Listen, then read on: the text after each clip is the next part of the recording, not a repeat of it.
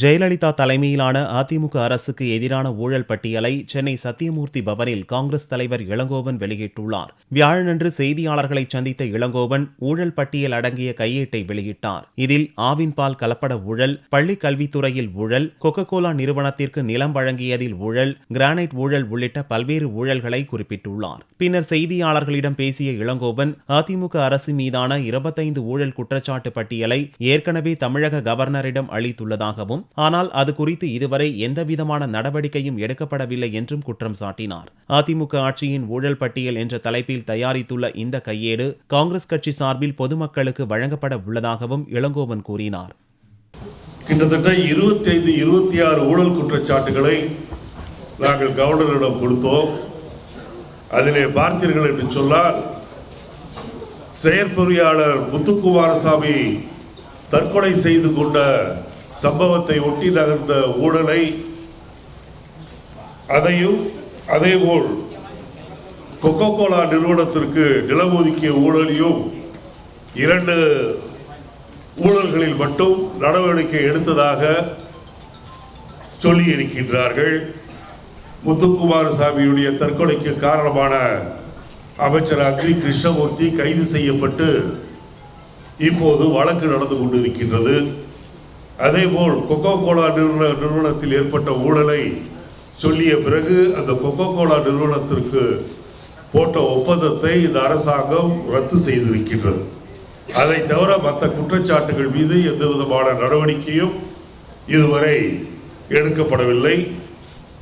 முதல் குற்றச்சாட்டு செயற்பொறியாளர் எஸ். முத்துக்குமாரசாமியுடைய தற்கொலை, 2வது மின் கொள்முதல் ஊழல், 3வது கொக்கோ கோலா நிறுவனத்திற்கு நிலம் ஒதுக்கியதில் ஊழல், 4வது உயர்கல்வித்துறையில் நடக்கின்ற ஊழல், 5வது பள்ளி கல்வித்துறையில் நடக்கின்ற ஊழல், 6வது ஆவின் பால் கலப்பட ஊழல், 7 லேப்டாப் ஊழல், 8 நெடுஞ்சாலைத்துறை ஊழல், 9 பாதாள சாக்கடை ஊழல், 10 ஊழலால் ரத்து செய்யப்பட்ட உடன்குடி மின் திட்டம், 11 டாஸ்மாக் ஊழல், 12 நெல் முட்டைகளில் கலப்படம் செய்த ஊழல், தொழில்துறையில் இண்டஸ்ட்ரியல் டிபார்ட்மெண்டில் நடைபெறுகின்ற ஊழல், மின்சார வாரிய ஊழல். மின்சார வாரிய ஊழலை பற்றி இன்னைக்கு ஆனந்தவுடன் கூட ஒரு தலையங்கத்தை எழுதியிருக்கின்றார்கள். அந்த மின்சார வாரிய ஊழலில் மட்டும் ஜெயலலிதாவிற்கு ஒரு ஆண்டிற்கு 10,000 கோடி ரூபாய் கடந்த 4 ஆண்டு காலமாக கிடைத்துக் கொண்டிருக்கின்றது ஊழல் பணமாக.